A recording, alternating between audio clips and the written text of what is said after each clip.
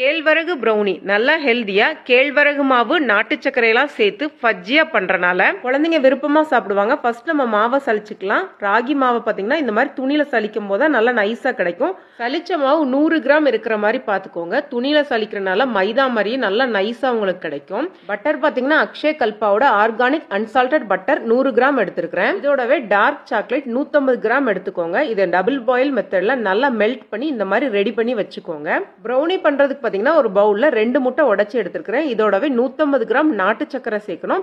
நாட்டு சக்கரை நல்லா மிக்சியில பொடி பண்ணி இதோட சேர்த்துக்கோங்க. கூடவே 1 டீஸ்பூன் வெனிலா எசன்ஸ், ஒரு சிட்டிகை உப்பு சேர்த்து நல்லா கலந்து எடுத்ததுக்கு அப்புறமா நம்ம ரெடி பண்ணி வச்சிருக்க டார்க் சாக்லேட் பட்டரை இதோட சேர்த்து கலந்து எடுத்துக்கோங்க. இதுல 1/4 கப் கொக்கோ பவுடர், அதாவது 20 கிராம் கொக்கோ பவுடர் சேர்த்துக்கோங்க. ரெடி பண்ணி வச்சிருக்க ராகி மாவையும் கொஞ்சம் கொஞ்சமா சேர்த்து நல்லா கலந்து எடுத்துக்கோங்க. ப்ரௌனி மாவு நல்லா கலந்து எடுத்த உடனே ட்ரேல செட் பண்ணிருங்க.